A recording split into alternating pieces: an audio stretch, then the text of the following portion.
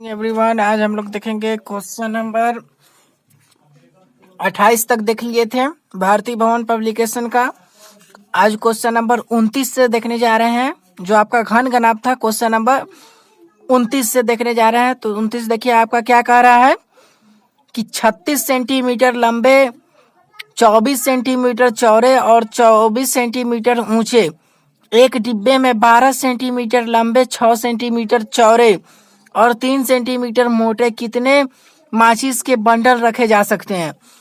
तो देखिए 36 सेंटीमीटर और 24 सेंटीमीटर, फिर 24 सेंटीमीटर, ये आपका तीनों एक साइड दिया हुआ है और फिर ये तीन भुजा एक साइड दिया हुआ है। और पूछ रहा है कि माचिस के कितने बंडल रखे जा सकते हैं उसमें डिब्बे में। तो चलिए इसको हम लोग समझ लेते हैं। तो यहाँ पे देखिए क्वेश्चन नंबर ये कितना है आपका, क्वेश्चन नंबर 29। क्वेश्चन नंबर 29 है। तो देखिए यहाँ पे डिब्बे का आयतन पहले देख लेते हैं। तो डिब्बे का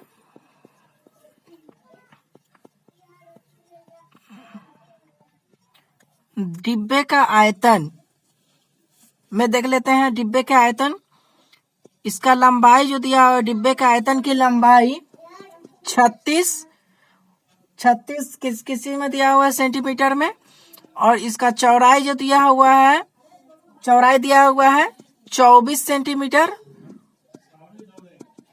ऊंचाई दिया हुआ है 24 सेंटीमीटर। ये डिब्बे का आयतन था। तो ये डिब्बे का आयतन की लंबाई, चौड़ाई, ऊंचाई दिया हुआ है। अब एक साइड में देखिए, यहाँ पे देख लेते हैं बंडल का आयतन। यहाँ पे लिखेंगे, चूंकि बंडल का आयतन, डिब्बे का बंडल का आयतन, तो इसका अलग निकालेंगे, इसका अलग। तो बंडल का आयतन क्या दिया, बंडल के आयतन में लंबाई कितना दिया हुआ है, लंबाई बराबर देखिए 12 सेंटीमीटर और चौड़ाई बराबर दिया हुआ है आपका 6 सेंटीमीटर, ऊंचाई दिया हुआ है 3 सेंटीमीटर। ये देखिए ये एक अलग टर्म बन गया। यानी डिब्बे का आयतन की लंबाई, चौड़ाई और ऊंचाई, और देखिए बंडल का आयतन की लंबाई, चौड़ाई, ऊंचाई। और यही दोनों का पूछ रहा है क्या, कि कितने माचिस के बंडल इसमें रखे जा सकते हैं, किसमें, तो डिब्बे के बंडल की आयतन में। तो सबसे पहले हम इसका निकाल लेंगे, यहाँ पे लिखेंगे, इसलिए माचिस की बंडल की संख्या बराबर क्या हो जाएगा, डिब्बे का आयतन बटे बंडल का आयतन। इस तरीके से लिख लेंगे, माचिस के डब्बे की संख्या बराबर डिब्बे का आयतन बटे बंडल का आयतन। इस तरीके से लिख लेंगे। तो देखिए डिब्बे का आयतन यानी ऊपर वाला भाग में कितना दिया हुआ था, लंबाई 36, चौड़ाई 24 सेंटीमीटर और ऊंचाई भी 24 सेंटीमीटर। और बंडल के आयतन में देखिए लंबाई, चौड़ाई कितना दिया हुआ है, 12 सेंटीमीटर, चौड़ाई 6 सेंटीमीटर, ऊंचाई 3 सेंटीमीटर। इस तरीके से लिख लिए हम लोग। तो देखिए ये 12 से ये 3 मरतबे कट जाएगा, 12 तिहाई 36, 6 से ये 4 मरतबे कट जाएगा, 6 चौका 24, और 3 से ये 8 मरतबे कट जाएगा। तो देखिए कितना आ जाएगा, 4 तिहाई 12, 12 8 96। यही इसका मतलब 96 माचिस के डब्बे रखे जा सकते हैं। तो यही इसका आंसर हो जाएगा। अब हम लोग चलते हैं क्वेश्चन नंबर हम लोग चलते हैं अब 30 पे। तो चलिए क्वेश्चन नंबर 30 देखते हैं हम लोग। तो क्वेश्चन नंबर 29 हम लोग समझ लिए, क्वेश्चन नंबर अब 30 देखेंगे। 30 में क्या कह रहा है, एक तालाब में जो 10 मीटर लंबा, 5 मीटर चौड़ा और 4 मीटर गहरा यानी ऊंचाई, तो उतना ही पानी आता है जितना एक अन्य तालाब में जिसका आधार वर्गाकार है। क्या है, जिसका आधार जो है वो वर्गाकार है। तो यदि वर्गाकार आधार की एक भुजा 5 मीटर हो तो दूसरे तालाब की गहराई ज्ञात करे। तो वर्गाकार है तो एक भुजा 5 मीटर दिया हुआ है, तो दूसरा भुजा क्या हो जाएगा, 5 मीटर हो जाएगा। तो चलिए इसको भी हम लोग क्या समझ लेते हैं। तो देखिए ये क्वेश्चन नंबर आपका कितना हो गया, क्वेश्चन नंबर 30 पे है हम लोग 14A का। तो क्या एक तालाब में 10 मीटर लंबा, 5 मीटर चौड़ा और 4 मीटर गहरा, यानी ऊंचाई, लंबाई चौड़ाई ऊंचाई मालूम है। तो यानी तालाब का लंबाई चौड़ाई ऊंचाई मालूम है। तो देखिए यहाँ पे तालाब की लंबाई कितना दिया हुआ है, 10 मीटर, और चौड़ाई दिया हुआ है 5 मीटर, और ऊंचाई दिया हुआ है 4 मीटर। तो यानी हमारा ये तालाब का लंबाई चौड़ाई ऊंचाई दिया हुआ है। तो हम लोग निकाल देंगे घनाभ का आयतन। तो आयतन बराबर क्या हो जाएगा, L into B into H, यानी लंबाई गुणे चौड़ाई गुणे ऊंचाई।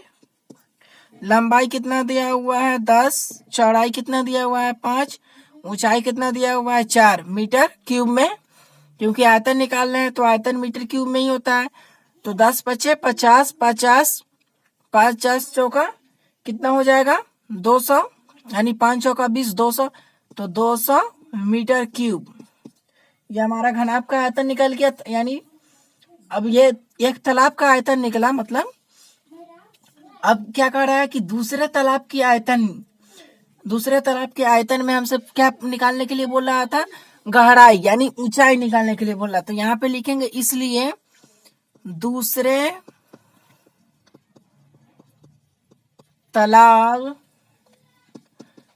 का आयतन बराबर क्या होता है, L into B into H, यानी दूसरे तरफ के L into B into H. तो L कितना था आपका 5, और B आपका नहीं था, यानी वर्गाकार पूछ रहा था कि वर्गाकार है।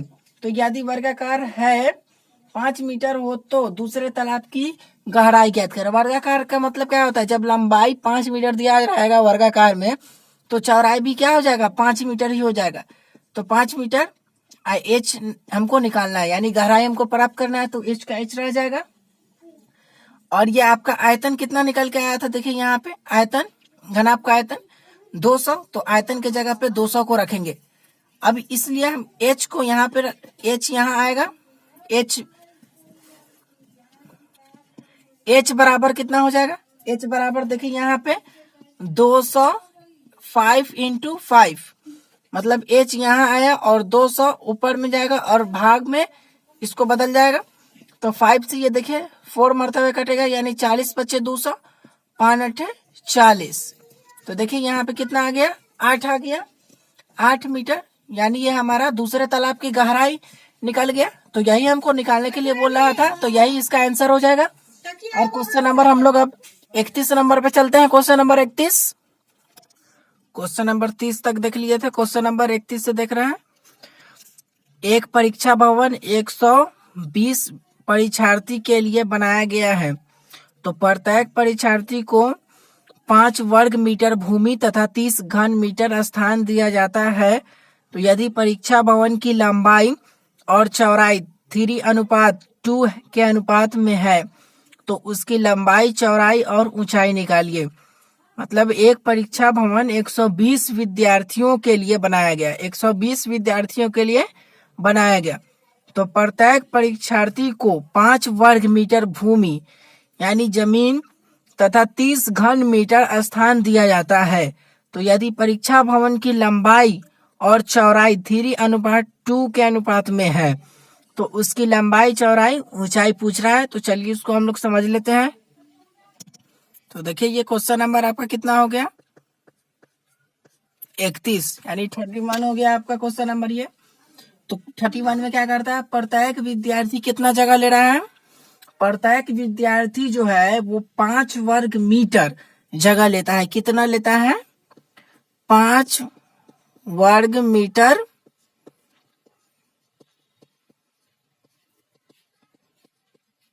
जगह लेता है। 5 वर्ग मीटर जगह लेता है, तो 120 परीक्षार्थी जगह लेता है।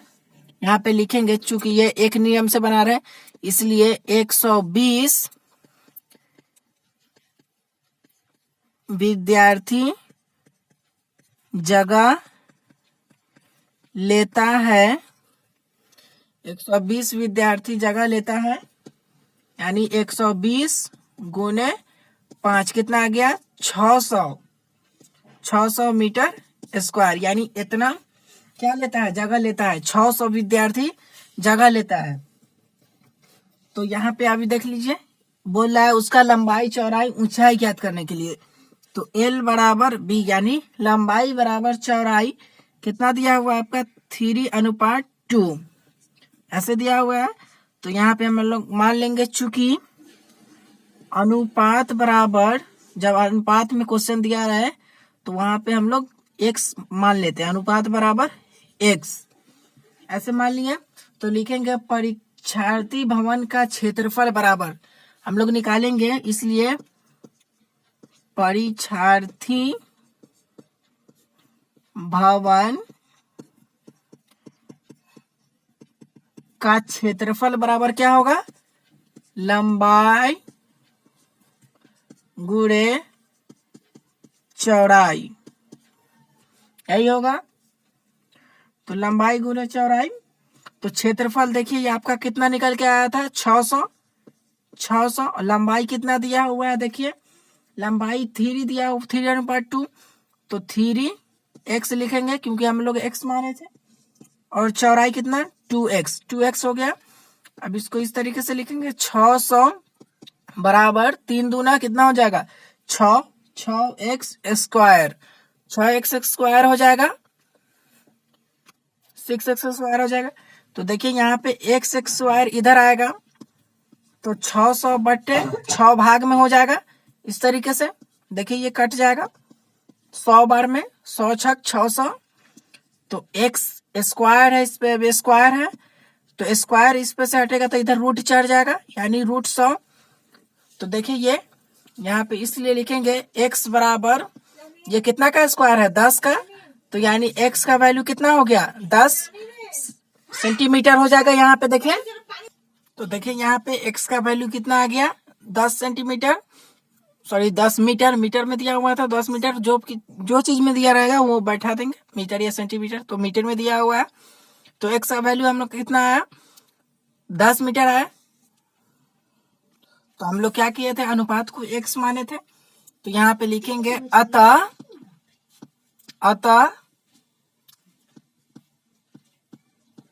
अनुपात बराबर, यानी L हम x माने थे, तो L कितना दिया हुआ था आपका 10, और B कितना दिया हुआ था आपका,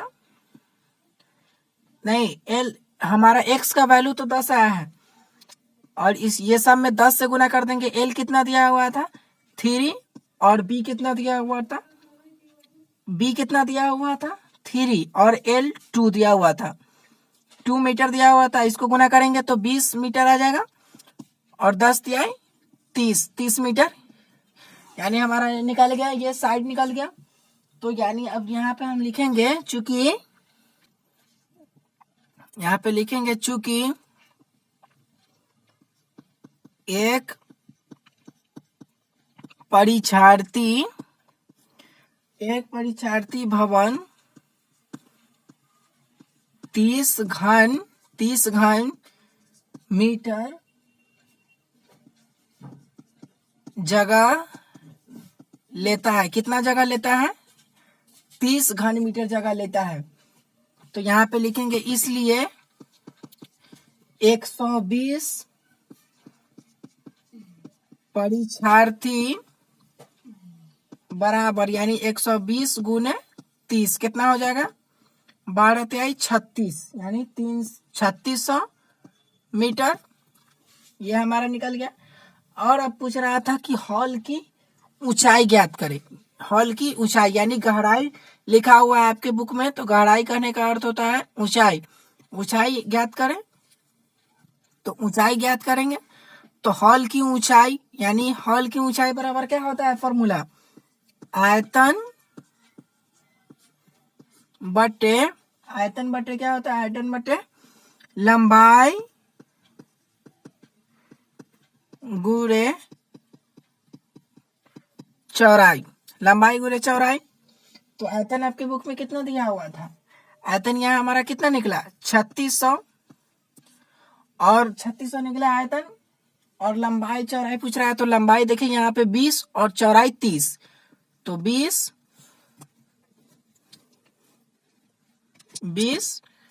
गुने 30 इस तरीके से लिख लिए।